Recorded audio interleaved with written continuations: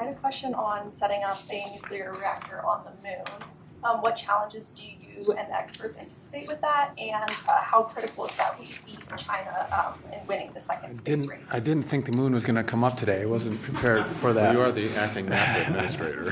And it didn't come from Politico, so that's wonderful. Listen, so this is not a new concept. This has been discussed under Trump 1, under Biden.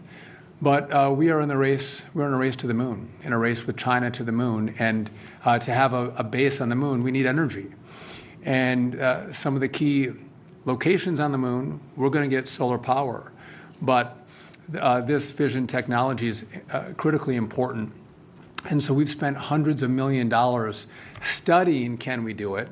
We are now going to move beyond studying, and we have given direction to go, let's start to deploy our technology to move to actually make this a reality.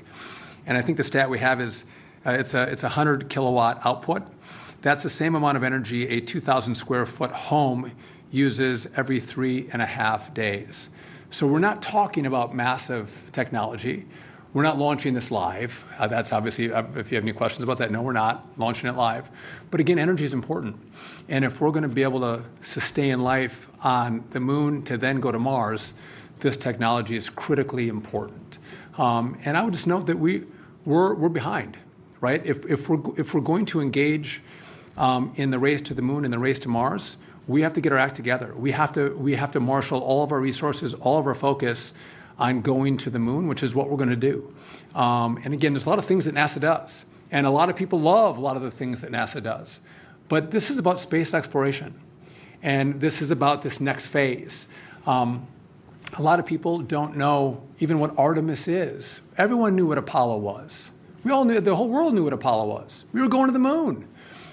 Artemis is we're going back. So in the first part of next year, we are going to send Artemis 2 out. Met the 4 astronauts. They're fantastic. We're going to go out around the moon and come back. Artemis 3, we are going to go back to the moon. We're going to land. The longest time we've spent in the past was 3 days. We're going to stay for 6 days. And then after that, we're able to start shipping our assets to the moon unmanned.